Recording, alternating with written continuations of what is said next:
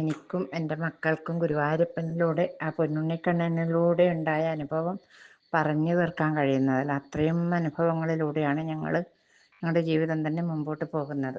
ഇന്നും അന്നും എനിക്ക് ജനിച്ച കാലം തൊട്ടേ ഞങ്ങളുടെ കുടുംബത്തിൽ എല്ലാവർക്കും ഗുരുവായൂരപ്പനായിരുന്നു എല്ലാം. അങ്ങനെ ഇരിക്കെ ഒരു ദിവസം ഞങ്ങളുടെ വീട്ടിൻ്റെ അടുത്തൊരു ശിവക്ഷേത്രം ഉണ്ട്.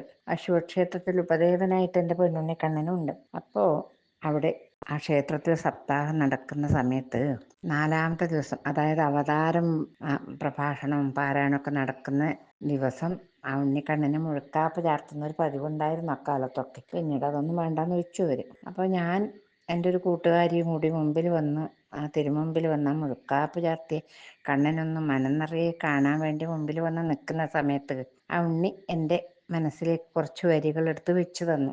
പാടാൻ പറയുകയാണോ എന്ന് തന്നെ എനിക്ക് തോന്നി. അപ്പം ഞാനത് ആ പാട്ട് പാടി. അതിലൊരു ഏതാനും വരികൾ ഇവിടെ ഞാൻ ഇപ്പം പാടിയാലേ ആ കഥ പൂർണ്ണമാവുകയുള്ളൂ. അതുകൊണ്ട് ഞാൻ ആ കുറച്ച് വരികൾ പാരായണം ചെയ്യാം. മുഴുക്കാപ്പു ചാർത്തിയോരൻ ഓമനക്കണ്ണൻ്റെ മുഖശ്രീ കണ്ടിന്നെൻ്റെ മനം കുളിർത്തു. അടിമുടി കളഭത്തിൽ കുളിച്ചു നിൽക്കുന്നോരാ അഴകിൻ്റെ മുന്നിൽ ഞാൻ നമസ്കരിച്ചു. അഴകിൻ്റെ മുന്നിൽ ഞാൻ നമസ്കരിച്ചു.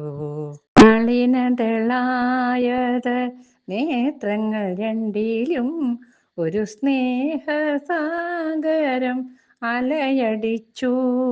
മഴമുകിൽ വർണ്ണന്റെ മണിവേണുഗാനത്തിൽ അറിയാതെ അലിയുവാൻ കൊതിച്ചു പോയി.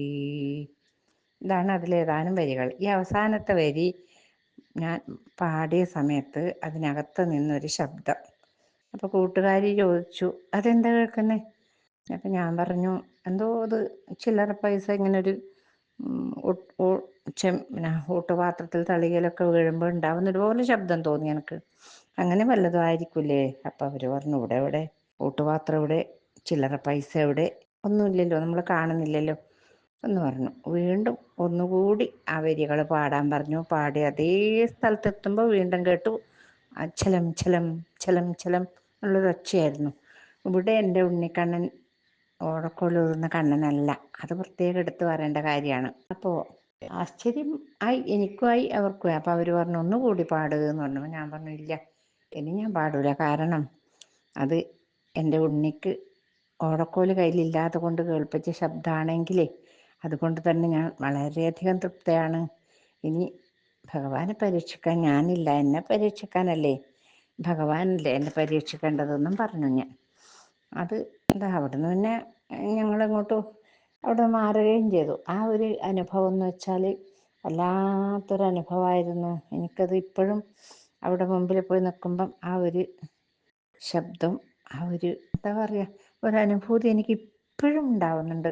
അപ്പം എൻ്റെ കാഴ്ചപ്പാടിൽ അവിടെ ആ കണ്ണൻ എന്ന് പറഞ്ഞാൽ ശരിക്കും ഗുരുവായൂരിങ്ങനെ കണ്ണൻ ഓടിച്ചാടി കളിക്കുന്നു പറയാറില്ലേ, അതുപോലെ അവിടെ ഓടിച്ചാടി കളിക്കുന്ന ഒരു കണ്ണനായിട്ട് തന്നെയാണ് എനിക്ക് അന്നും ഇന്നും. ഞാൻ മുമ്പിൽ പോയി നിന്നിട്ട് പല കാര്യങ്ങളിങ്ങനെ ഒന്നും പ്രാർത്ഥിക്കാറില്ല ഞാൻ. എനിക്ക് എന്താ വേണ്ടത് വെച്ചാൽ എൻ്റെ ഉണ്ണിക്കറിയാം. അതുകൊണ്ട് തന്നെ ഞാൻ ഒന്നും എനിക്കത് തരൂ ഇത് തരൂ എന്ന് ഞാൻ പറയാറില്ല. ഇനി ഞാൻ ഒട്ടും പറയാൻ ഉദ്ദേശിച്ചിട്ടുമില്ല.